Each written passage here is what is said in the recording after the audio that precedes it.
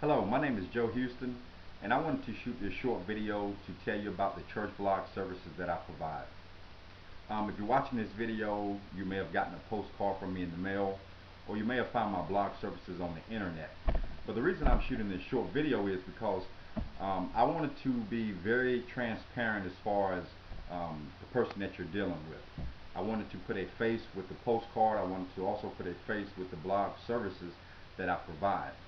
you know there's a lot of times that you may find different sources on the internet or businesses that have just a website, no kind of information as far as the person you're dealing with, no pictures, no kind of contact information, and that's not who I am. I want to be very transparent so you can know exactly who you are dealing with. So again, that's why I decided to shoot this short video. To kind of tell you about what I do as far as the church blog services, first I want to talk to you about the difference between a typical website and a blog. A typical website, if your church already has one, probably was done by a web programmer. And a web programmer uses HTML coding, which is a form of programming language that builds the website. Okay, those guys or women, whoever build websites, that's a special skill. It takes a lot of training to learn the HTML coding and those kind of things. As far as a blog is a form of a website, but unlike a typical website, a blog can basically be updated with just a click of a button pretty much by anybody. Okay. As far as a blog, the only thing you really need to do is, after the blog is built, is as long as you have the username or the password, you can just basically go in yourself and just kind of make posts, upload pictures, and do those kind of things. So um, it's not as difficult as a typical website as far as when you want to upload or change things. It doesn't take hours. All it does is take a click of a button, and it changes itself or uploads or updates itself instantly. So, but as far as what I do, the idea behind my church blog services is I, I, I had an idea about how churches could communicate with their congregation. The typical communication between a church and the congregation is on Sundays and maybe on Wednesdays, for those who go to the Bible class. So I was just trying to think of a way that people could, and a worship leader could stay on a communication basis throughout the week.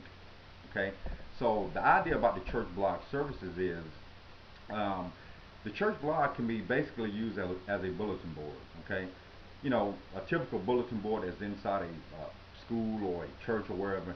You can post announcements, you can post messages. Just take a thumbtack and bam, post it up on the bulletin board. After the event or whatever has passed, you just basically take it down, and it changes itself. So, but with a blog is actually online and it's on the internet. Okay, and again, don't get scared about the internet, because again, once the blog is built, it's very simple to just post messages and do those different things, and to keep your congregation and up to date on things. So as far as what the church blog itself will consist of, the church blog, you will have your own unique domain name. So just for instance, if your church is Mount Zion Baptist Church, it could be Mount Zion church blog, or whatever the name you would like it for it to be, as long as the domain name is available. Um, the church blog, let me give you some benefits of having a church blog that can be very helpful to the church. Um, just for instance, the worship leader, he can or she can post messages as far as the message for that Sunday. They can even post it on like that Thursday or Friday, whatever it may be. They can go ahead and post the scripture, the theme of the message for that Sunday. And also, for those who sometime may not make it to church that Sunday, who may fall ill or sick, they can just go online and blog, just go into the blog, to the blog website, and just look at that post and say, okay, I see what the scripture is for that day, I see the word for that day, and they can just kind of study themselves. I'm also looking at, also, if some churches actually want to upload their message to the post or whatever, actually also training them on how to do that. Some other advantages of having a church blog is church announcements. Secretary can post church announcements as far as any kind of anniversaries, or male choir anniversary, the church anniversary, any kind of events that may be going on in the church, yard sale, bake sales, and those kind of things. They can post it, and at any time, the church congregation, they've forgotten what those church announcements were for that Sunday. They can actually just go to the blog, go to that post, find that church announcements, and find out exactly what was going on as far as the events. Birthday announcements. You can also post birthday announcements for that month. You know, people love to have their birthday announced, so you can post it on the blog, and it'll stay up there, you know, as long as the blog is up. So, and that's another thing about the blog. The messages that are posted, any kind of posts that are made on the blog, they are on that blog as long as that blog is up. So if that blog is up for 2 years, you can go back 2 years from now and look at the message for that Sunday. You can look at the announcements that went on or whatever. I mean, it's very powerful as far as even the worship leader, he can kind of, or she can go back and look at the message they gave 2 years ago or whatever, and see what they, you know, talked about, or those kind of things. So a blog, the information that you put on the blog, unless you decide to delete it yourself, will always be on that blog. Okay. Some other advantages as far as the church blog is church members throughout the week, if they're going through some things or if something, you know, good's happened, they can actually just go on the blog, go to the recent post, just make a comment, hey, I just got a raise this week, I'm excited, you know, those kind of things. So that's another advantage to having your church blog. Another advantage to having your church blog is the worship leader can also, you know, for inspiration, can have like scriptures for the day, messages for the day, some kind of inspiration, because again, you know, throughout your day, most people who are working the typical job, you know, the 9 to 5 or the 8 to 4, whatever grind, sometimes you need some motivation. So, you know, before you take off to work, before you head off to school, you just go to the church blog and look up whatever the message may be, or the scripture, or some kind of motivation that may help you out throughout the day. So that's another advantage as far as having your own church blog.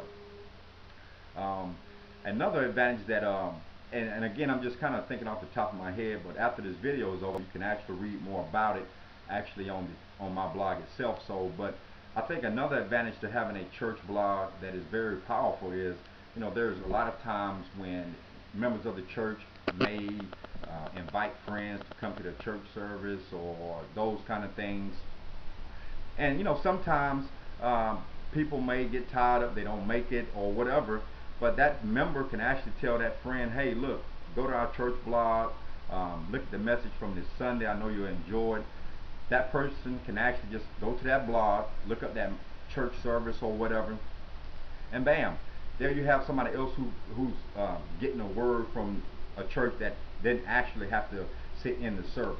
But on the blog that I'm going to build for you is, as you can see on the blog that I have, with social media today, okay, social media platforms are very powerful. All right, if you're not really familiar with social media, I'm talking about things like Facebook, the Twitter, and those kind of things. And don't get me wrong, I'm not a big fan as far as just being on social media just to put up, hey, I bought some new shoes today, and those kind of things. I think if you can use social media like the way it can be set up on this blog, as far as sharing or invite people to church blogs and those kind of things, I think it can be very powerful, because all it does is takes the click of a button, that person hits the share button, go to their Facebook page, hey, invite their friends, and who knows, they could be inviting friends that are, you know, your church could be in South Carolina, and they could be inviting friends to look at their blog services, I mean their blog announcements or messages on the other side of the country. They could be in California. So you have the power with the social media plugins to actually reach out to people who are actually not in your congregation. Who knows, some of these people that go to your blog and see the things that are going on within your church may decide, hey, I want to go to this church next Sunday and see what's going on. So that's the thing that I think that can be very powerful as far as your church blog. So there are a lot of other different things that you can use your church blog for. These are just some of the typical things that I'm just coming off the top of my head with. But again, you can look at all the information that I have as far as the services, the things that I will upload to the blog, the plugins that I use, put on the blog, and those kind of things by just reading the posts that I have on the blog. Again, you can see the social media plugin that will be set on your blog and those kind of things. Also, what I want to do is the churches that decide they want a church blog, to kind of get the word out to the congregation, I'm also going to send them a banner that actually announces, has the church name, the church message, and the website for the blog. You can actually see it behind me, as far as that's a sample banner that I got developed as far as when I was making up this blog services, to kind of give you an idea what you can have. Okay. Again, the banner's a nice banner. You have two different styles that you can choose from. Again, you can see it actually on my blog as far as the different ones you can choose from. So, but again, I just wanted to shoot this video to kind of be transparent and just give you an idea, because I know sometimes, you know, hearing a voice, seeing a face can help as far as, you know, painting a picture exactly what you're trying to do and what you're trying to get done. So, but hopefully this video kind of covered the basis of what I do, and just gave you an insight on who I am, the things that I do. So, but you can read more about me on my blog, and also to read more about my services, just read the post, and that'll give you the information that you need. But I'm just going to kind of slide out of the way so you can kind of see the banner behind me that that your church will get, or one of the two that your church can choose from, as far as when they decide that they want a church block for their church. So again, just take the time to look over it. If you have any questions, please feel free to send me an email, call me on the number that's listed on the blog. I will return messages as soon as possible. Okay. Just like I said, I want to be very transparent and just let you know who I am, so that you know who you're dealing with. All right. Thank you very much for taking the time to watch this video. Hopefully I was clear on everything that I do, and you understand where I want to go with you as far as helping your church out. So thank you again, and again, I'm just going to slide out of the way so you can kind of see this banner before I log off.